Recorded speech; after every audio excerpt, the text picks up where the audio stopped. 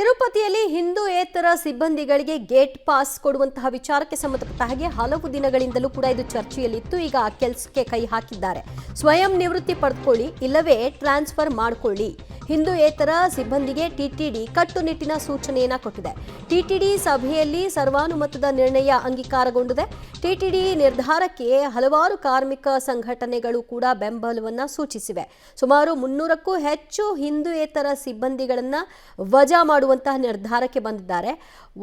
ನೀವಿಲ್ಲ transfer ಮಾಡ್ಕೊಳ್ಳಿ ಇಲ್ಲ ಸ್ವಯಂ ನಿವೃತ್ತಿಯನ್ನ ಪಡೆದುಕೊಳ್ಳಿ ಅನ್ನುವಂತಹ ನಿಟ್ಟಿನಲ್ಲಿ ಈಗಾಗಲೇ ಸೂಚನೆ ಕೊಟ್ಟಿರೋದ್ರಿಂದ ಆ ಕೆಲಸವೂ ಕೂಡ ಆಗುತ್ತೆ. ಯಾಕಂದ್ರೆ ಟಿಟಿಡಿಗೆ ತಿರುಮಲಕ್ಕೆ ಬರಬೇಕು ಅಂತ ಅಂದ್ರೆ ಆ ದೇವರಲ್ಲಿ ನಂಬಿಕೆ ಇದ್ದವರು ಅದನ್ನ ಘೋಷಣೆ ಮಾಡ್ಕೊಳ್ಳೋ ಮೂಲಕವಾಗಿ ಬರಬೇಕಾಗತ್ತೆ. ಆದರೆ ಹಿಂದೂಯೇತರರಿಗೆ ದೇವಸ್ಥಾನದ ಒಳಗಡೆ ಕೆಲಸಕ್ಕೆ ಅವಕಾಶ ಆಗಿದ್ದು ಬಹಳ ಚರ್ಚೆ ಕೂಡ ಆಗಿತ್ತು.